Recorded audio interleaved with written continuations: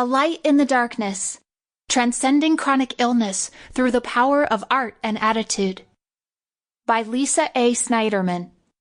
Narrated by the author. Prologue. A Gift in Disguise. I remember the first time it hit me that my dream was changing. My husband David and I went to Los Angeles for a music workshop in June 2009. We came away crazy excited because we and some of our fine colleagues were offered the opportunity to perform at Caesar's Palace in Las Vegas the following year. It was sort of an experiment to prove to the bookers that all of us unsigned indie singer-songwriters, artists, and bands were just as good, if not better, than the acts typically booked in Las Vegas venues. It was our chance to get in front of mega music industry professionals and network. If nothing more than playing Caesar's Palace came of it, I still would have jumped at the opportunity. But as performance time approached in 2010, I wasn't able to get out of bed or the house, let alone the state. When I made the call to cancel my performance, a dream died. Never could I have imagined how my life would change when about a year earlier, in April 2008, I was at the dermatologist's office being diagnosed with a rare chronic autoimmune disease, which, if left untreated, I later learned, could leave me completely debilitated. I had never been limited in doing anything I set my mind and heart to. That's just me. I've always dreamed, believed, and gone for it, whatever it was at the moment. Sometimes it would manifest very differently from what I originally envisioned, like the first and only time I attempted hang gliding when I was 17 or 18 and nosedived right off the cliff, scraping my foot because I'd been foolish enough to wear open-toed sandals. Or spending 6 weeks working an archaeological dig with the Summer Institute of Israel after my senior year in high school, only to end up being one of two in our group who got dehydrated while riding a camel in the desert and had to be given IV fluids at an army base while everyone else waited on the bus.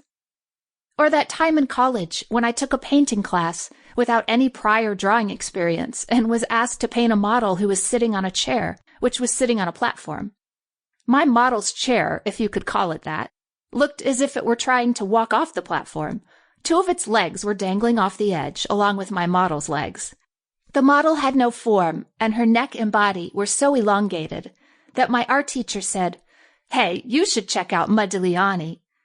I know it was meant as encouragement, but I realized I had no aptitude for perspective and spatial orientation, and without serious training, I wasn't going to go far as an artist. Nevertheless, I dreamed up a big musical adventure, getting my start as a lead singer in the cover band Tuesday's Alibi, after my first husband and I divorced in 2002. It was one of those, I'm free, I'll find and reinvent myself seasons.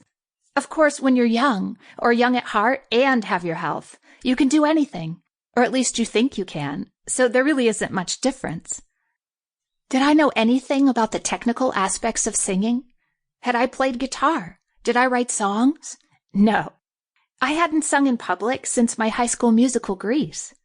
I had never touched a guitar. I had played violin in 4th grade and sax in 5th or 6th, but neither of those stuck. I sang as a kid and in high school productions, but never landed the coveted lead roles.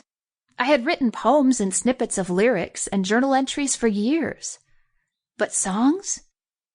Between 2002 and 2009, I went after music training with my usual enthusiasm and drive, vocal lessons, guitar lessons, and eventually songwriting classes and private mentoring. My first attempts were feeble, to say the least. There was homework and endless practice, but I never doubted that I could do it. I never questioned whether to put my expression out there into the universe. Tuesday's Alibi even started playing some of my original songs between 2003 and 2005. I was just starting to discover that I had a muse. In 2006, I took on the musical identity of Aoede, the Muse of Song. Why Aoede? In Greek mythology, way before the 9 celebrated muses, there was a Muse of Song by that name. In the early 2000s, when my muse flowed and took the form of my songs, I wanted to be affiliated with the ancient muse as a reminder to continually inspire others and be inspired. Aoede launched me on my musical path as a singer-songwriter. Sample complete. Ready to continue?